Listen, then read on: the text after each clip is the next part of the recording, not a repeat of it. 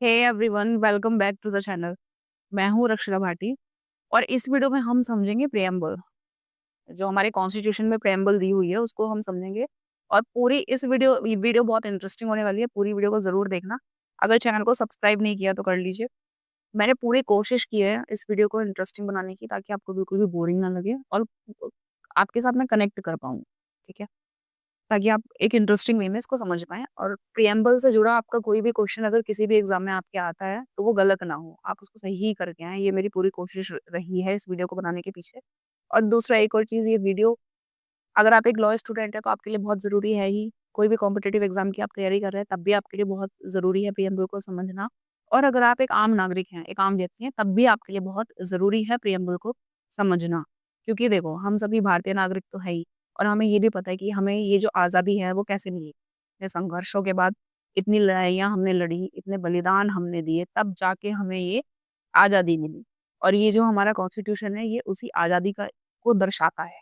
ठीक है? तो हमें इतना तो पता होना चाहिए कि हमने हमारे कॉन्स्टिट्यूशन में क्या किया है, क्या चीज़ें हमने खुद के लिए की हैं, क्या हमने खुद को दिया है।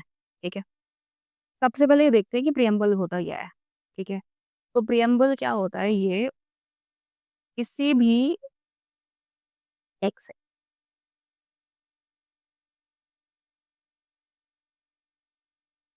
किसी भी स्टैट्यूट या फिर कोडिफाइड लॉ का, कोई भी स्टैट्यूट हो गया या फिर कोई भी कोडिफाइड लॉ हो गया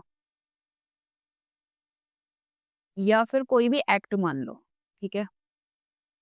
तो उसके अंदर क्या लॉ है, मतलब किन चीज़ों को लेके कानून बनाए गए हैं, उसका एक इंट्रोडक्शन हमें प्रिएम्बल देता है। ठीक है?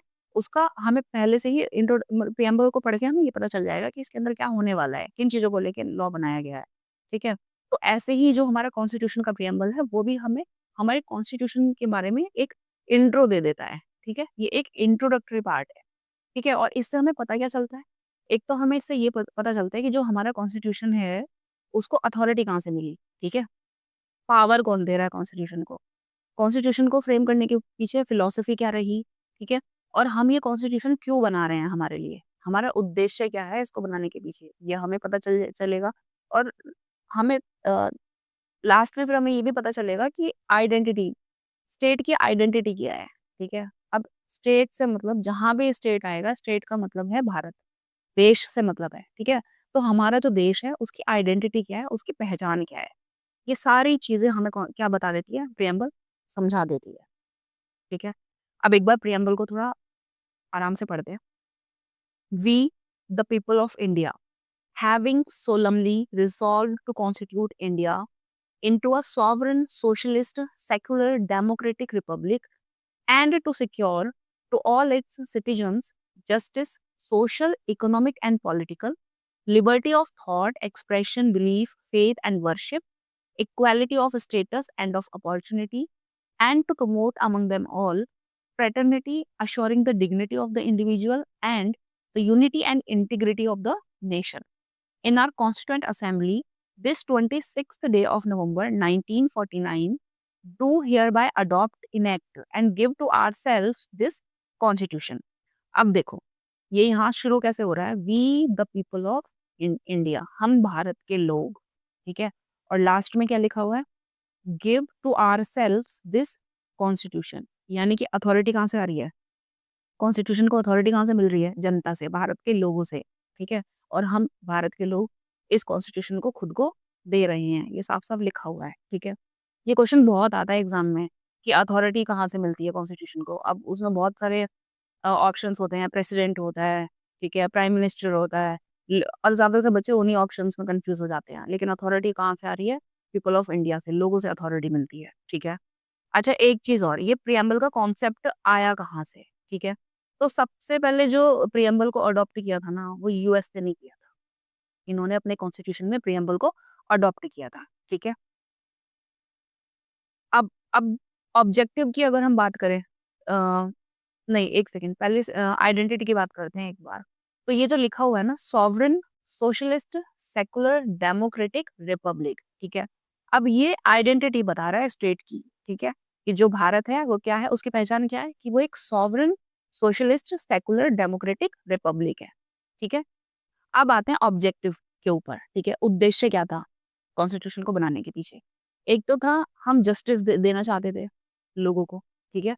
हम सोशल, इकोनॉमिक और पॉलिटिकल हर तरीके का न्याय लोगों को देना चाहते थे। लिबर्टी देना चाहते थे लोगों को, आज़ादी देना चाहते थे, थॉट की, एक्सप्रेशन की, बिलीफ, फेथ और वर्शिप की, ठीक है?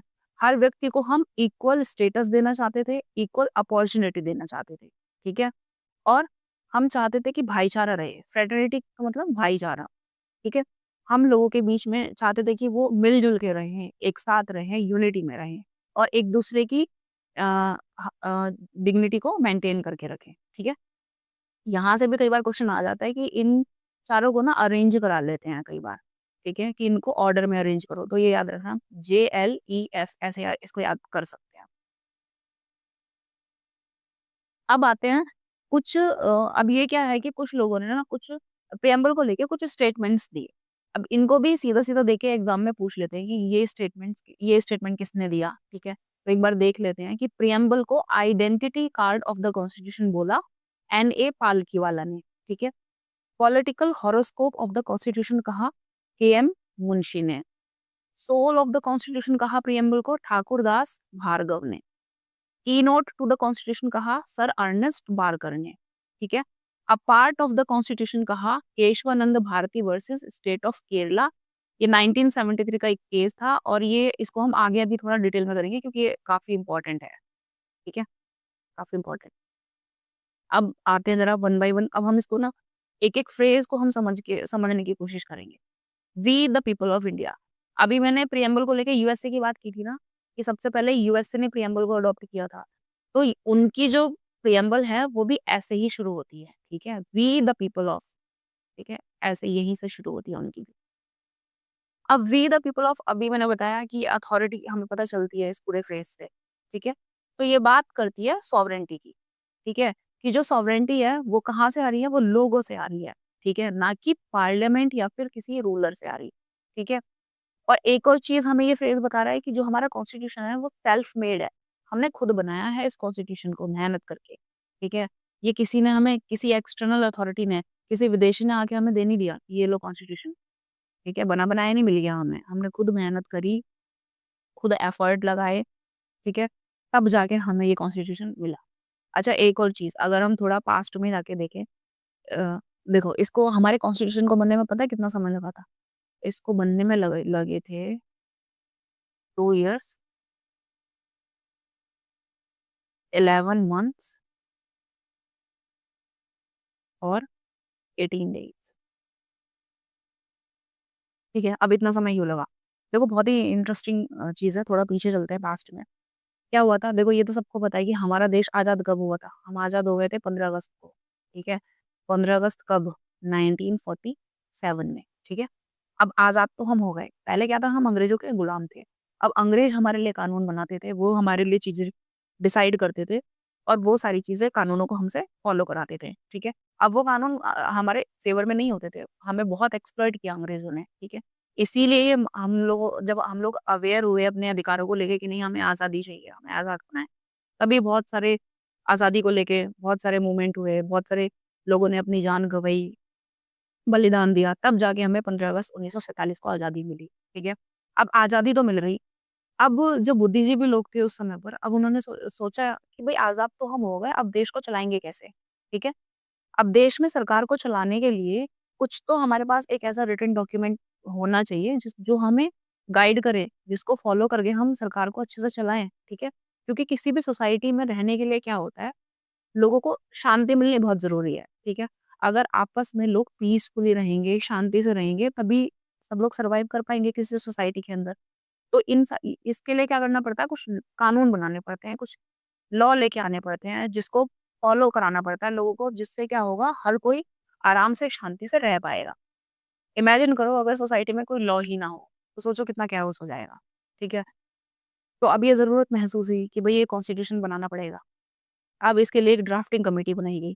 अब ड्राफ्टिंग कमिटी को ये काम सौंपा गया कि आपको कॉन्स्टिट्यूशन फ्रेम करना है, ठीक है? अब उस ड्राफ्टिंग कमिटी ने इतने एफर्ट्स लगाए, दुनिया भर के जो भी देश थे, कॉन्स्टिट्यूशंस को सबके कॉन्स्टिट्यूशंस को पढ़ा, उनके प्रोविजंस को बहुत समझा, अच्छे से एनालाइज़ करा, वहाँ से चीज़ें उठाई, ठीक है?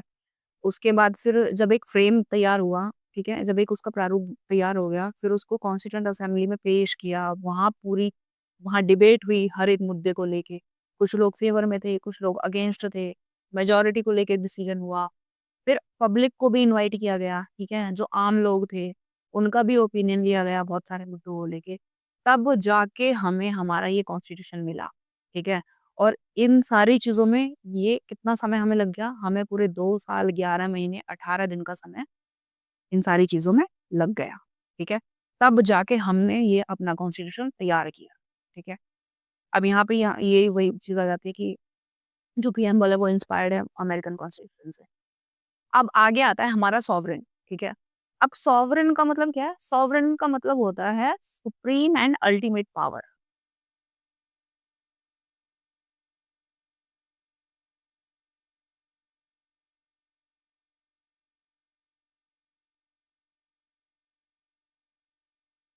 सुप्रीम एंड अल्टीमेट पावर का मतलब क्या हो गया?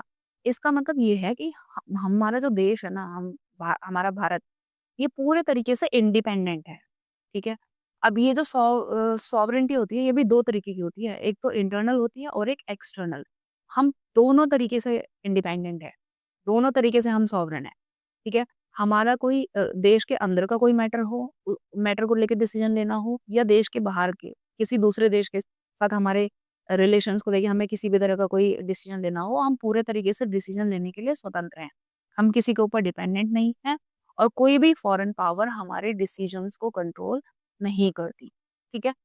अब ये अगर ये सवाल आएगा कि मेंबरशिप, यूएन के हम मेंबर हैं या फिर हम अलग-अलग देशों के साथ ट्रीटी साइन करते हैं, तो ये सारी चीज़ें सॉवरेनिटी को अफेक्ट नहीं करती हैं, ठीक है? अब आता है नेक्स्ट नेक्स्ट आता है सोशलिस्ट। अब ये जो हमारा ओरिजिनल प्रिएम्बल था, उसके अंदर ये वर्ड नहीं था सोशलिस्ट, इसको बाद में ऐड किया गया अमेंडमेंट करके। 42nd अमेंडमेंट से ये ऐड हुआ, जो कि 1976 में आया था 42nd अमेंडमेंट, ठीक है? अब जो हमारा सोशलिज़्म है, वो काफ़ी अलग सोशलिज़्म है, ये रशिया वाला नहीं है, ठीक है? हमारा जो सोशलिज़्म है, वो मतलब ऐसा नहीं है कि रिसोर्सेज़ को बिल्कुल स्टेट के कंट्रोल में कर दिया, कि नहीं सारी रिसोर्सेज़ स्टेट के पास रहेंगी, ऐसा कुछ नहीं है। पूरे तरीके से हर किसी को रिसोर्सेज़ को ना इक्वली बाँटा गया है, ठीक है? ये बात की गई है कि किसी भी तरह की इनइक्वालिटी नहीं होगी, हर किसी भी तरह की इनइक्वालिटी को ख़त्म किया जाएगा और इस बात पर ज़ोर दिया जाएगा कि ज़्यादा से ज़्यादा लोगों का हम ज़्यादा से ज़्यादा क्या, मतलब हर किसी का भला करना है हमें, ठीक है? वेलफेयर ऑफ मासेस, हमें लोगों का के भले की तरफ ध्यान देना है और सोशल जस्टिस हमें समाज में बना के रखना है। किसी के साथ भी समाज के अंदर हमें अन्याय नहीं करना। आगे आ जाता है सेक्युलर। अब इस सेक्युलर को भी, ये भी ओरिजिनल प्रिएम्बल के अंदर नहीं था, इसको भी 42nd अमेंडमेंट से बाद में ऐड किया गया। अब सेक्युलर का मतलब क्या होता है? सेक्युलर का मतलब सीधा-सीधा यही है कि जो हमारा स्टेट है, देश है, उसका अपना कोई ऑफ़िशियल रिलिजन नहीं है, ठीक है? उसका कोई ऑफ़िशियल रिलिजन नहीं होगा। क्यों? क्योंकि ताकि अगर देखो क्या होता है ना, स्टेट का अपना कोई रिलीजन होता है तो हमेशा क्या होता है कि स्टेट जब भी कोई लॉ बनाता है तो वो जो रिलीजन स्टेट का होता है वो कहीं न कहीं उस रिलीजन के प्रति बायस होता है, ठीक है? बायस होके वो उस रिलीजन के प्रति जो भी लॉ लाएगा वो बायस होके लाएगा। बाकी दूसरे रिलीजन के जो लोग होंगे उनके साथ डिस्क्रिमिनेशन किया जाएगा। तो हमारे यहाँ ऐसा कोई सिस्टम नहीं है, हमारे यहाँ पे क्या है, सेकुलर है हमारा स्टेट, हर धर्म का सम्मान होता है यहाँ पे, हर धर्म के लोगों को समान दृष्टि से देखा जाता है। धर्म के आधार पर किसी भी व्यक्ति के साथ किसी भी तरह का कोई डिस्क्रिमिनेशन नहीं किया जाता और हर व्यक्ति को हमारे देश में पूरे तरीके की आज़ादी है कि वो अपने धर्म को चुन सके, अपने धर्म को फॉलो कर सके, ठीक है? इसको लेके डॉक्टर राधाकृष्णन ने भी कहा कि secularism does not mean denial of religion but respect for all, ठीक है? अब सेकुलरिज्म का मतलब बहुत सारे लोग लगा लेते हैं कि इसका मतलब है अथीस्ट होना, अथीस्ट मतलब नास्तिक होना। अब नास्तिक की बात नहीं हो रही है यहाँ पे, इसका मतलब हम किसी रिलीजन को मना नहीं कर रहे हैं, बल्कि हम हर रिलीजन को समान दृष्टि से देख रहे हैं, ठीक है? सर्वधर्म समभाव, हर धर्म के प्रति सम्मान भावना स्टेट रखेगा, ठीक है? आगे आ जाता है डेमोक्रेटिक। अब ये डेमोक्रेटिक क्या है? अब इसको ये डेमोक्रेटिक हमारा 2 ग्रीक शब्दों से मिलकर बना है। यहाँ पे डेमो का मतलब हो जाता है पब्लिक, और क्रिटिक का मतलब यहाँ पे होता है पावर। ठीक है। अब जो अब ये डेमोक्रेटिक का मतलब क्या हुआ? देखो हमारे यहाँ पे क्या है, हमारे यहाँ पे क्या होता है कि गवर्नमेंट गवर्नमेंट को कैसे मतलब इलेक्शन होते हैं प्रॉपर, ठीक है, पीरियोडिकली इलेक्शंस होते हैं। उसमें क्या होता है, लोग वोट करते हैं, तो हम अब हमारी सरकार को खुद चुनते हैं। ठीक है, जो जनता है भारत की वो खुद अपनी सरकार को चुनती है, खुद अपना प्रतिनिधि चुनती है, चुन के वो भेजती है पार्लियामेंट में। ठीक है। और ये सब कुछ कैसे होता है? ये वोट के थ्रू होता है। ठीक है, यूनिवर्सल एडल्ट फ्रेंचाइजी। ठीक है, जो लोग 18 साल से ऊपर की आयु के लोग हैं उनको ये वोटिंग राइट्स दिए गए हैं कि वो अपना कीमती वोट देकर अपना प्रतिनिधि चुने। ठीक है, और जो उनके लिए काम करे। ठीक है, तो ये इस तरीके से हम डेमोक्रेटिक हो गए।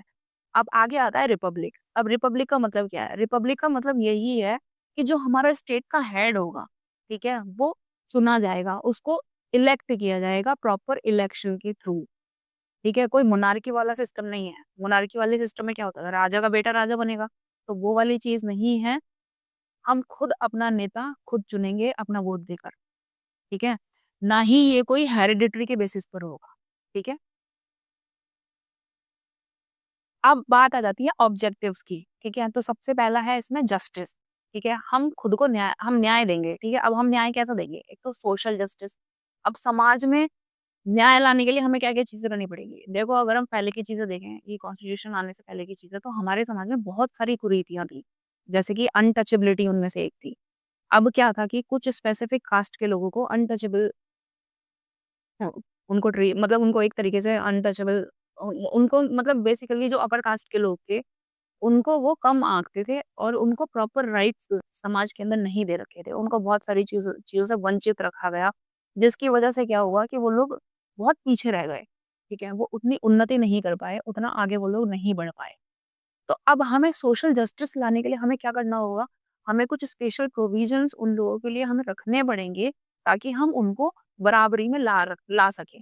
ठीक है, हम उनको मेन स्ट्रीम में लाके खड़ा कर सकें, उसके लिए हमें कुछ स्पेशल प्रोविजंस लाने पड़ेंगे। और ये सारी चीजें सामाजिक न्याय को स्थापित करने के लिए ही हो रही हैं। अब जैसे कि एग्जाम्पल के लिए आप समझ सकते हो रिजर्वेशन सिस्टम क्या है ये।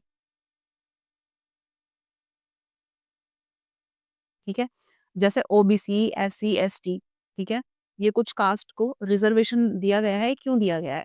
ठीक है, क्योंकि ये लोग काफी पीछे रह गए थे, अब इनको हमें साथ में लेके आना है। ठीक है, या महिलाओं को दिए जाने वाले अधिकार, ये इसीलिए क्योंकि महिलाएं भी क्या था, अब महिलाएं आगे आने लगी हैं, पढ़ रही हैं, बाहर निकल रही हैं, जॉब कर रही हैं। ठीक है, हर चीज में समान भागीदारी है उनकी, लेकिन पहले ऐसा नहीं था। ठीक है, पहले वो सिर्फ घर तक ही सीमित थी। तो उनको भी समाज में बराबरी का दर्जा दिया जाए, इसके लिए कुछ स्पेशल प्रोविजंस किए गए। अब आता है इकोनॉमिक जस्टिस। अब इकोनॉमिक जस्टिस हम कैसे देंगे लोगों को? इकोनॉमिक जस्टिस देने के लिए हमें क्या करना पड़ेगा? जैसे कि मान लीजिए कोई भी एम्प्लॉय है, ठीक है, कोई भी जैसे वर्कर्स हो गए, उनको हमें बराबर काम के लिए उनको बराबर पे करना पड़ेगा। ठीक है, इक्वालिटी हमें रखनी पड़ेगी। और साथ ही हमें उनको एटलीस्ट वर्कर्स को स्टेट उतना तो पे करेगा कि वो अपनी जो रोजी-रोटी है, जो बेसिक नीड्स हैं, बेसिक नीड्स क्या होती हैं? रोटी, कपड़ा, मकान, एटलीस्ट वो उतना तो पूरा कर पाए। इन चीज़ों का ध्यान रखना होगा। आगे आता है पॉलिटिकल जस्टिस। अब पॉलिटिकल जस्टिस को देने के लिए ही क्या किया गया है? इक्वल पॉलिटिकल राइट्स दिए गए हैं लोगों को। ठीक है? हर व्यक्ति इलेक्शन लड़ सकता है। ठीक है? किसी भी व्यक्ति को कास्ट, रिलीजन, सेक्स, लैंग्वेज, इन सारी चीज़ों के आधार पर उसको हम इलेक्शन लड़ने से नहीं रोक सकते। वोटिंग राइट्स सभी को दिए गए हैं। ठीक है? अब आता है लिबर्टी। हर व्यक्ति को आज़ादी दी गई है। हर व्यक्ति अब देश के अंदर आज़ाद है। आज़ादी उसको कैसे दी गई है? Thought, expression, belief, faith, worship. ठीक है? लेकिन एक चीज़ हमें याद रखनी पड़ेगी कि ये जो लिबर्टी हमें दी गई है ना, वो एब्सोल्यूट नहीं है। आज़ादी तो दी गई है, ठीक है? आज़ाद तो हम हैं, हम कुछ भी कर सकते हैं, लेकिन एब्सोल्यूट नहीं है। देखो, अगर एब्सोल्यूट इसको कर दिया जाएगा ना, तो क्या होगा? बहुत ज़्यादा केओस हो जाएगा। आज़ादी के चक्कर में लोग कुछ भी अपनी मनमानी करने लगेंगे, जिससे क्या होगा? दूसरे व्यक्ति की जो आज़ादी होगी, वो छिन जाएगी कहीं न कहीं। क्योंकि अगर आपको आज़ादी दी गई है, लिबर्टी दी गई है, तो हर व्यक्ति को दी गई है। अब आप अपनी आज़ादी की लिमिट को क्रॉस ना कर जाओ, उसके लिए कुछ चीज़ों को कुछ मतलब लिमिट इसकी रखी गई है, कुछ चीज़ों को प्रतिबंध किया गया है, ताकि आप दूसरे की आज़ादी ना छीन लो अपनी आज़ादी के चक्कर में, ठीक है? आगे आता है equality of status end of opportunity. अब इक्वालिटी ऑफ स्टेटस का मतलब क्या हुआ कि जो कानून है हमारे यहाँ पे, उसकी नज़रों में हर व्यक्ति बराबर है, ठीक है? कानून किसी का स्टेटस नहीं देखेगा, ये नहीं देखेगा कि कोई व्यक्ति बड़ा है, तो उसके साथ मुझे अलग तरीके से उसको ट्रीट करना है, कोई व्यक्ति छोटा है, तो उसको अलग तरीके से ट्रीट करना है, या किसी के धर्म के आधार पर या किसी के क्षेत्र के आधार पर या भाषा के आधार पर, ठीक है? उनको अलग तरीके से ट्रीट करें, नहीं, ऐसा कुछ नहीं है। हर व्यक्ति समान है, हर व्यक्ति इक्वल है, ठीक है? और हर व्यक्ति को इक्वल अपॉर्च्युनिटी दी जाएगी पब्लिक एम्प्लॉयमेंट में। भेदभाव किसी के साथ नहीं होगा। अब आता है फ्रेटर्निटी। ये जो फ्रेटर्निटी है, ये लिया गया फ्रेंच रेवोल्यूशन से। फ्रेंच रेवोल्यूशन का मोटो था फ्रेटर्निटी।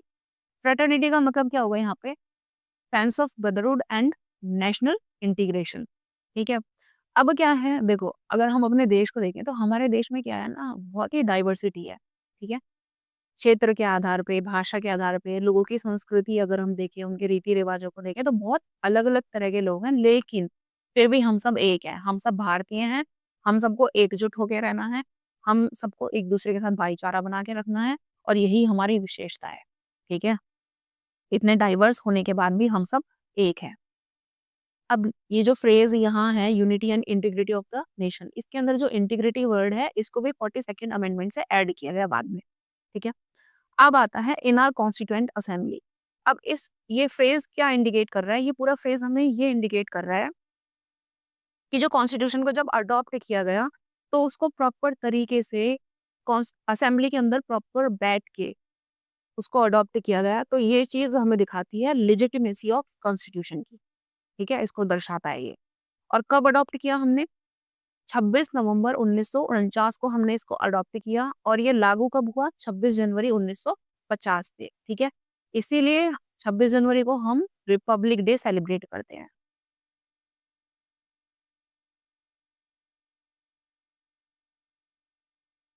ठीक है? 26 जनवरी को इसीलिए हम रिपब्लिक डे के रूप में मनाते हैं। अब बात कर लेते हैं अमेंडमेंट्स की। तो अब तक प्रिएम्बल के अंदर सिर्फ एक ही अमेंडमेंट हुआ है, और ये हुआ था 42nd अमेंडमेंट, जो कि 1976 में हुआ था, और ये वही टाइम था इमरजेंसी वाला, जब इंदिरा गांधी जी ने इमरजेंसी लगाई थी, उसी दौरान ये अमेंडमेंट किया गया था, और इस अमेंडमेंट से सोशलिस्ट, सेकुलर और इंटीग्रिटी, इन 3 शब्दों को प्रिएम्बल के अंदर जोड़ा गया, ठीक है? अब आ जाते हैं हम एक लैंडमार्क जजमेंट के ऊपर, जिसके बारे में अभी मैंने थोड़ी देर पहले बताया था, Kesavananda Bharati versus state of Kerala का केस है ये, 1973 में ये केस आया था।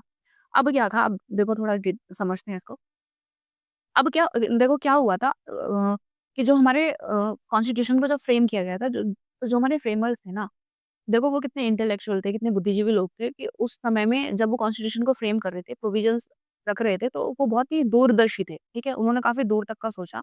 उन्हें पता थी ये चीज़ें कि जो हम कानून अभी बना रहे हैं, आज के समय में तो ठीक है, ये चीज़ रेलेवेंट है।